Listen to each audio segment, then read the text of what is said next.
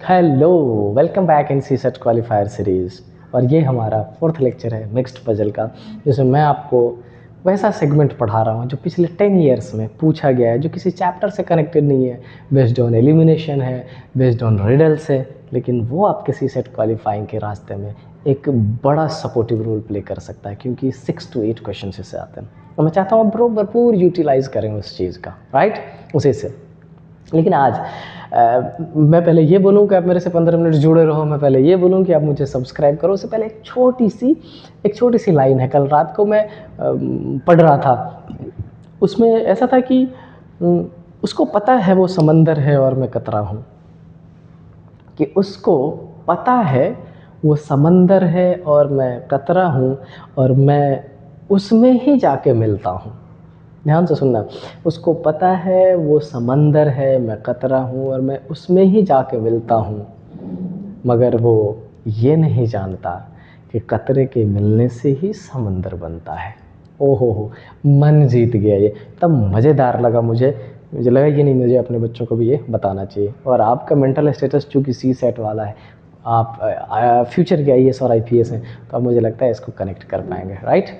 चलिए शुरू करते हैं आज का। हाँ, मैं बोलना भूलूंगा नहीं कि चीज़ें ठीक लग रही हो तो शेयर और सब्सक्राइब जरूर करो, मोटिवेशन बना रहता है, काम करने में मज़ा आता है। फिर से रिपीट कर रहा हूँ, 25 मई से GS के चारों ही सेगमेंट का एनालिसिस शुरू करूँगा मैं, एज वेल एज जो रीजनिंग हमारा चल रहा था सी सेट का ख़त्म हो जाएगा, तो बैंकिंग वाली जो रीजनिंग है वो एज इट इज़ चलती रहेगी, लेकिन मेरा फोकस UPSC वाले में बिल्कुल बरकरार रहेगा। सी सेट वाले पे अपन उसमें काम करते रहेंगे, राइट।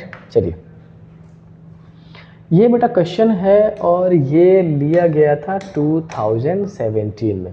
एंड 2017 में क्या पूछा गया, बोला गया है देयर आर 6 persons ABCDEF, ठीक है। The number of males equal to that females. इसका मतलब मैं अगर बात करूँ तो मेल हमारे पास कितने हैं 3, और फीमेल कितने हैं 3। ये तो हम चेकआउट ही कर लेते हैं। स्क्वायर से किसको रिप्रेजेंट करता हूँ मैं, हमेशा मेल को, और सर्कल से किसको रिप्रेजेंट करता हूँ, फीमेल को। Is it clear? यस। क्या लिखा है, A and E are son of F। अब सुनो, F एक पर्सन है, इसके 2 सन हैं, A भी इसका सन है और E भी इसका सन है। इसका मतलब ये दोनों सिबलिंग्स है, राइट।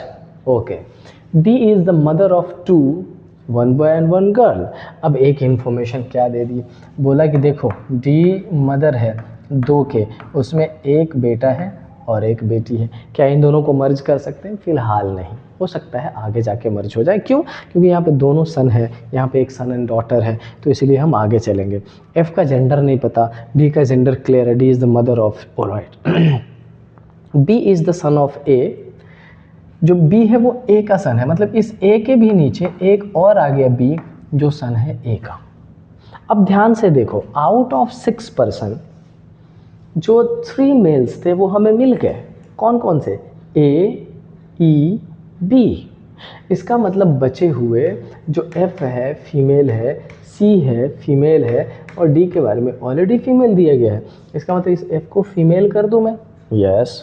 क्या बताओ, F और D की शादी हो सकती है? नो। आपको पता है कि see as per the Supreme Court जो उन्होंने दे रखा है उस हिसाब से अलाउड है लीगली, बट अपन कंसीडर नहीं करते चैप्टर में, है ना, तो अभी अपन नहीं करेंगे। तो हमारे पास ये 4 है और इस दोनों को ऐड करना है और तब बताना है कि कहाँ पर कंक्लूड कर सकते हैं। एक लाइन और है क्या? एक लाइन और है, there is only 1 married couple in the family at present. See, ये लाइन बड़ा इंपॉर्टेंट रोल प्ले करेगा। एट प्रेजेंट मतलब हो सकता है और लोगों की भी शादी हुई हो, बट उसके जो स्पाउस रहे होंगे इधर दे आर नो मोर और they are not in the same relation, maintaining the same relation, these are the condition. तो हमारे पास अब मुझे ये बताओ कि क्या मैं इस A की शादी D से करा दूं? आपको पता है इक्वल लाइन में मैरिज के लिए यूज़ करता हूँ। A की शादी D से करा दूं तो क्या एक बेटा उसका जो B है वो मिल गया है? क्लियर। और अगर एक बेटा मिल गया तो क्या एक C उसकी बेटी मिल गई? यस। तो क्या हमारे पास 1 2 3 4 5 6 पर्सन्स हो गए? यही तो पूछ रहा था, और कुछ थोड़ा है। और इस पर आपको क्वेश्चन मिलेंगे बच्चे 2। क्वेश्चन क्या है, which one of the following inference can be drawn from the. अच्छा, इन्फ्रेंस पूछा है। ओ हो। A, B and C are all females? नहीं, A, B और C फीमेल्स नहीं है। ए बी मेल है, बाई सी फीमेल है। A is the husband of D, 100% correct कर सकते हैं। E and F are children of D, नहीं है भैया। D is the daughter of F, D daughter F की नहीं, वो डॉटर इन लॉ है।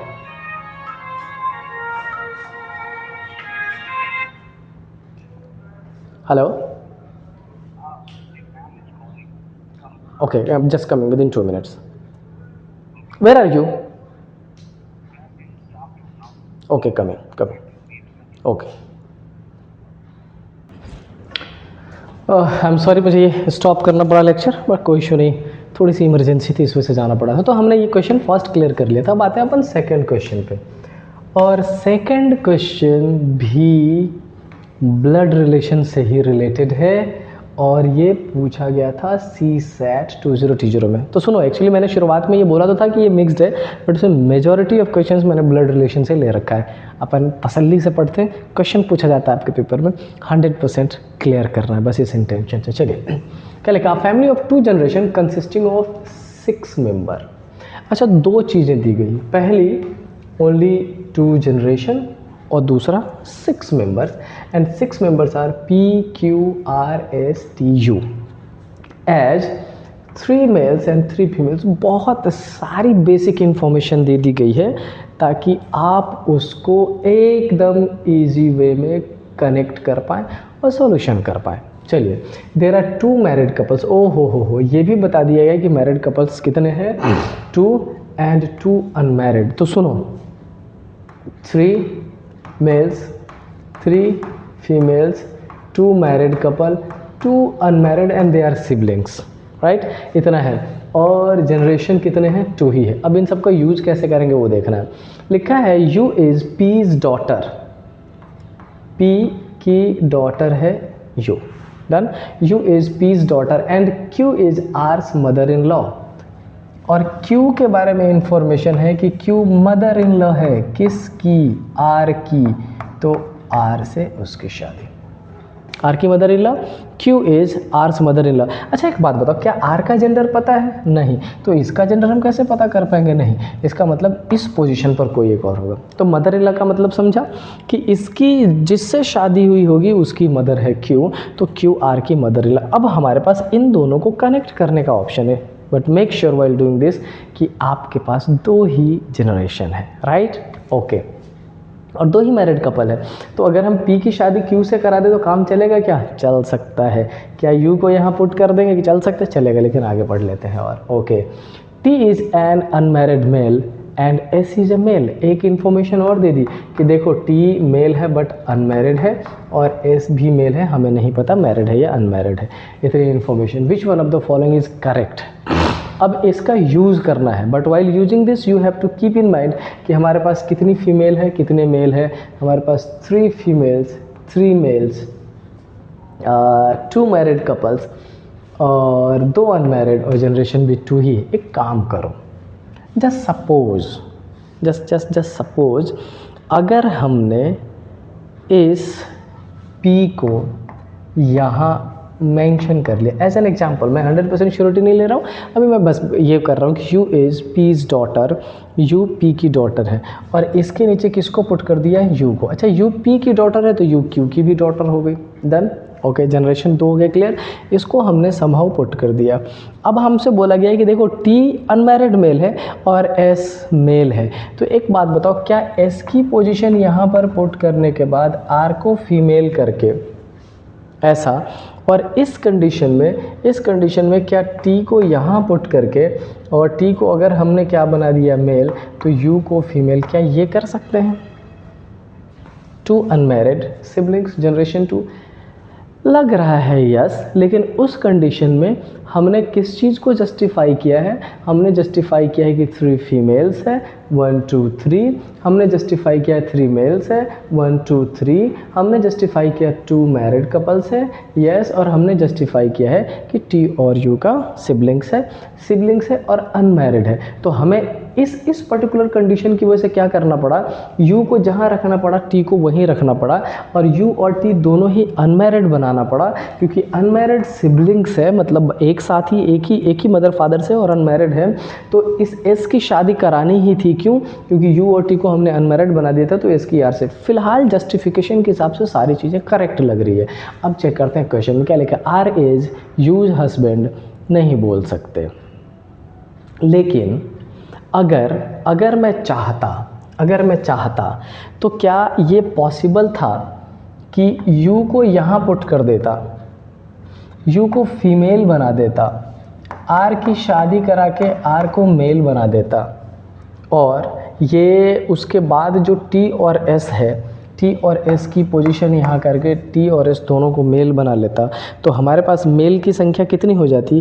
1 2 3 4, और फीमेल कितनी हो जाती? सिर्फ और सिर्फ 2, और ये कंडीशन हमारा गलत हो जाता। तो ये एलिमिनेट कर दे रहा हूँ, ये इस बेसिस पर मैंने आपको बताया है, यहाँ पर टी पुट कर दे रहा है ताकि हम इसको गलत कर पाए। अगर आर को हस्बैंड बना दे, मतलब हमारे पास ये जो है ये justify 100% sure information. R is S wife, ये 100% करेक्ट है। एस इज अनमैरिड, नो, तो हमारा ऑप्शन नंबर 2 करेक्ट हो गया। Is it clear? यस। एक और क्वेश्चन बेटा, ज़्यादा नहीं करवाऊँगा, कम करवाता हूँ, क्योंकि मैंने आपको बोल रखा है कि मैं आपका सिर्फ 15 मिनट यूज़ करूँगा, 15 मिनट से ज़्यादा यूज़ नहीं करने वाला। पेशेंस रखिए, हम कुछ सीख रहे हैं, आपके लिए काम कर रहा हूँ मैं, आप खुद के लिए काम करिए। 15 मिनट का टाइम निकालिए। क्या लिखा है? P Q R S T 6 member of a family, blood relation है, R is the spouse of Q. लेकिन इस बार ये बिल्कुल नहीं कहा गया है कि कौन सा मेल है कौन सा फीमेल है, कितने मेल कितने फीमेल, कितने जनरेशन से, nothing is being given. Okay, उसका लिखा है you is mother of T. You mother है किसकी? टी की। मैं अलग अलग लिख रहा हूँ, अजम्पशन बना रहा हूँ, बाद में मर्ज कर दूंगा। You is mother of T and S is daughter of you.